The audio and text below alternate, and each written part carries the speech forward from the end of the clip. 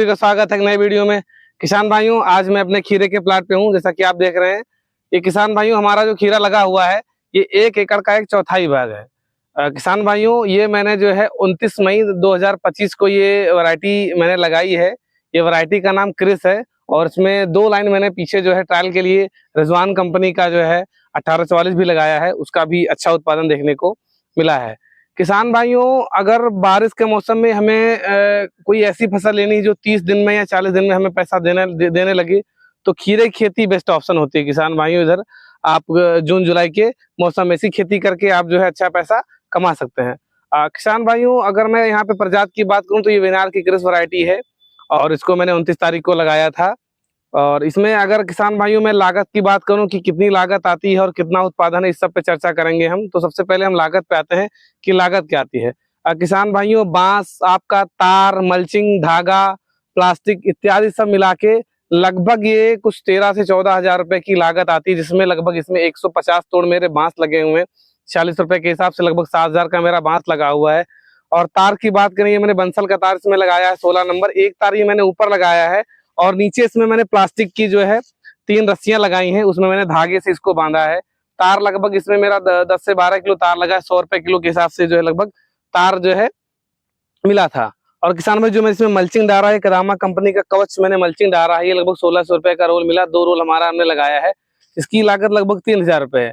धागा किसान भाइयों लगभग प्रति एकड़ की दर से अगर बात करें तो 4 चौको 16, लगभग 16 किलो के आसपास धागा लगता है। और धागा प्रति किलो लगभग 200 रुपए की 1 किलो की कीमत होती है। तो उसके हिसाब से लगभग जो है आपका धागा बैठता है। और अगर रस्सी की बात करें, जो इसमें हम लोग प्लास्टिक की रस्सी लगाते हैं, जैसे कि 3 लाइनें हम इसमें रस्सी लगाते हैं, उसमें धागा उसको जो है बांधते हैं। अमित, एक मिनट जरा दिखाओ इसमें जो है ये कैसे हमने लगाया है।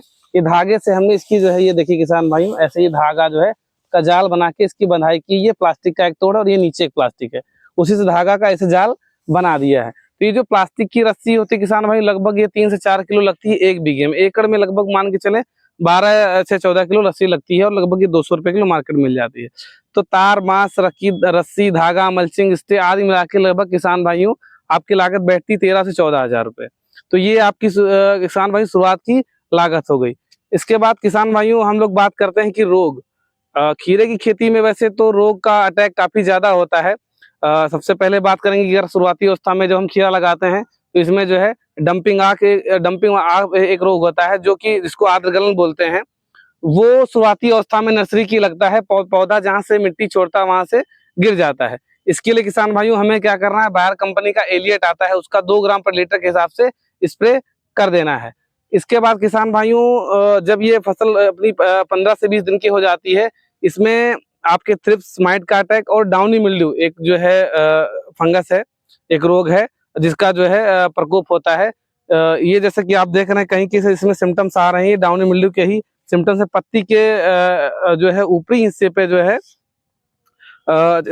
स्पॉट आते हैं और निचले हिस्से पे जला जैसा दिखाई था, तो आप समझ लीजिए डाउनी मिल्ड्यू किसान भाइयों। इसके लिए किसान भाइयों आपको सिंजेंटा कंपनी का आता है मेराविस डीओ, आप ले सकते हैं। फिर इसके बाद एक स्प्रे आप ले सकते हैं किसान भाइयों एमस्टार टॉप का भी ले सकते हैं, 1 ml पर लीटर के हिसाब से। इसके बाद किसान भाइयों आप जैसे क्या ना कि हम लोग को स्प्रे बदल बदल के लेते रहना है, ताकि किसी की रेसिस्टेंसी ना आने पाए फसल में और हमारा एक चक्र के हिसाब से चलता रहे। क्योंकि एक सेप्टेरिया लीफ स्पॉट जो डिजीज होता है किसान भाइयों, वो और डाउनी मिल्ड्यू लगभग सिमिलर जो है उनके लक्षण दिखते हैं, तो किसान भाई समझ नहीं पाते हैं।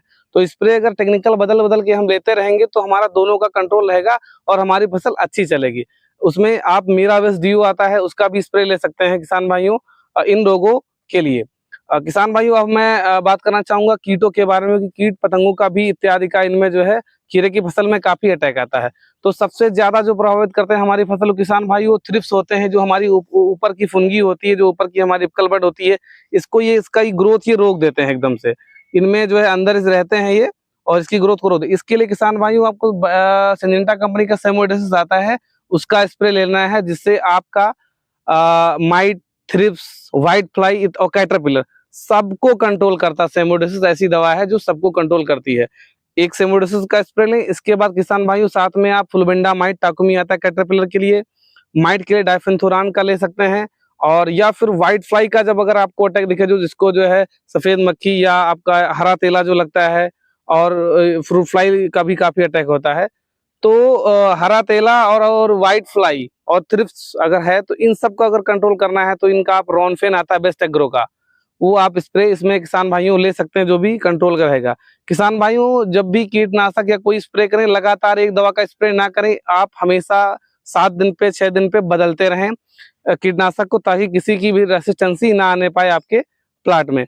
तो ये हो गए हमारे जो प्रमुख कीट हैं, थ्रिप्स लगता है, माइट लगता है इसमें, और आपका ये सफेद मक्खी और फ्रूट फ्लाई का अटैक बहुत ज्यादा होता है। उसके लिए किसान भाइयों बाहर कंपनी का सोलोमन आता है, उसका आपको स्प्रे ले लेना है, ताकि जो है ये फ्रूट फ्लाई आपकी कंट्रोल है। दूसरी बात और किसान भाइयों, फ्रूट फ्लाई के कंट्रोल के लिए सबसे बेहतर है कि आप यहाँ पे इसमें फ्रूट फ्लाई ट्रैप लगा दें और स्टिकी ट्रैप लगा दें, जैसा कि मैंने लगाया हुआ है। फ्रूट फ्लाई ट्रैप क्या करते हैं कि जो मक्खियां होती है फ्रूट फ्लाई, उसमें जो है वो फंस जाते हैं, उसकी सुगंध के कारण उसी में जाके जो है वो फंस जाते हैं। तो किसान भाइयों ये हमारे कुछ जो है प्रमुख कीट थे। इसके बाद किसान भाइयों हम अब बात करेंगे हार्वेस्टिंग की, तोड़ाई की।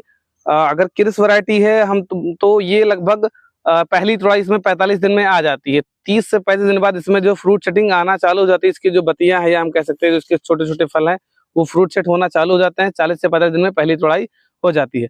पहली तोड़ाई में थोड़ा ये कम निकलता है, दूसरी तोड़ाई में उत्पादन आपका बढ़ जाता है।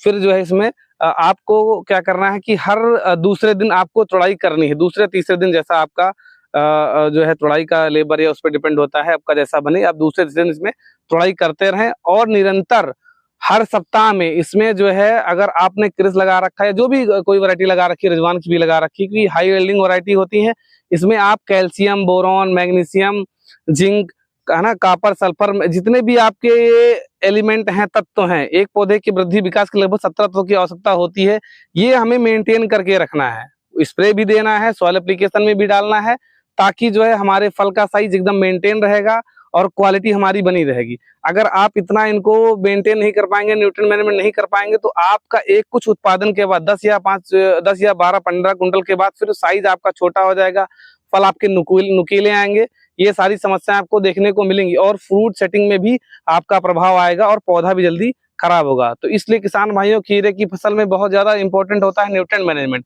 जो किसान भाई न्यूट्रिएंट मैनेजमेंट नहीं कर पाते हैं वो अधिक उत्पादन नहीं ले पाते हैं। तो ये हो गया न्यूट्रिएंट मैनेजमेंट किसान भाइयों। और ये तोड़ाई आपको एक से जो है 2 दिन के बाद तोड़ाई लेनी है। किसान भाइयों हम बात करेंगे यील्ड की, कितना यील्ड आ जाता है। तो ये जो मेरा प्लाट है, अभी ये मैंने 29 तारीख को लगाया था, इसमें लगभग मेरी कुछ वही भी 20 से 25 कुंटल के आसपास मेरी जो है तोड़ाई हो चुकी है। आज तारीख है किसान भाइयों जो है 20 जुलाई, तो इसमें लगभग अभी 20 से 25 कुंटल हमारा निकल चुका है, और अभी हमें संभावना है कि इसमें लगभग जो है 20 कुंटल प्लस ही उत्पादन आएगा। कारण क्या किसान भाई, इसमें लगभग 15 दिन पिछले जो हमारे बीते हैं वो लगातार बारिश पर डे रही है, इसी वजह से हम लोग ना इसमें कुछ सॉइल में डाल पाए हैं और ना ही कोई दवा स्प्रे कर पाए हैं, क्योंकि पर डे बारिश होती थी। अभी 2 दिन से बारिश ठप है, इसीलिए हमने इसमें स्प्रे किए हैं काफी और वो सारी चीजें देखभाल की है, इसलिए उत्पादन थोड़ा हमारा घट गया है। ये लगभग 50 कुंटल के आसपास ही रह जाएगा, जहां तक मेरा अनुमान है अभी को देखते हुए। तो किसान भाइयों, ये जो जानकारी मैंने, जो मेरा खुद का अनुभव है खेती करने का, वो मैंने आपके साथ साझा किया है। अगर आप भी खीरे खेती करना चाह रहे हैं तो लगभग मान के चलिए 20,000 रुपए से 25,000 रुपए आपकी प्रति बीघा, यानी एकड़ में बात करें तो 1 लाख रुपए की आपकी लागत आएगी, इतना आप मान के चलिए। और मार्केट प्राइस की बात करें तो जो मेरा खीरा इस बार निकल रहा था वो कभी 25 रुपए में भी बिका, कभी 24 में बिका, कभी 20 रुपए में बिका। कल जो मेरा रेट था जो आज मंडी गया वो तो 13 रुपए में ही बिका।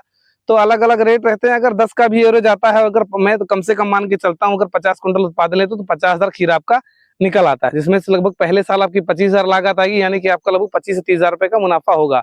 मार्केट पे डिपेंड है, उत्पादन पे डिपेंड है। अगर आप जो खीरा है ये आपका वेना क्रिस, ये जो मेरे कुछ किसान भाई 80 कुंटल तक भी इसके उत्पादन ले चुके हैं। तो खीरे की खेती में अगर आपका 70 से 80 कुंटल उत्पादन ले लेते हैं, 10 का एवरेज भी आता है, तब भी आपका लगभग 70 से 80,000 रुपए होता है। और दूसरे या तीसरे साल जब आप करेंगे खेती तो तार का, आपका बांस का और स्टे, ये जो खर्च है ये आपके बच जाएंगे, केवल मल्चिंग का और धागा का खर्च ही लगेगा। तो आपके नेक्स्ट ईयर क्या होगा कि आपकी लागत कम होगी तो आपका प्रॉफिट बढ़ेगा। किसान भाई, जब भी आप खीरे की खेती करें, न्यूट्रिएंट मैनेजमेंट और ये रोग का तो बिल्कुल ध्यान रखें। डाउनी मिल्ड्यू ऐसी एक बीमारी है कि 2 दिन में पूरा प्लाट आपका खत्म कर देगी अगर आप इसमें फंगिसाइड स्प्रे नहीं करेंगे तो। किसान भाइयों बस यही जानकारी देना था आप लोगों को। वीडियो अच्छी लगे तो हमें कमेंट में जरूर बताएं, और कोई भी खेती संबंधित अगर आपको जानकारी चाहिए, हमारे व्हाट्सएप नंबर पे आप हमें अपने खेती का फोटो भेजें, या और जो भी जानकारी चाहिए हम आपकी तुरंत सहायता करेंगे। मिलते हैं अगली वीडियो में, तब तक के लिए नमस्कार, जय हिंद।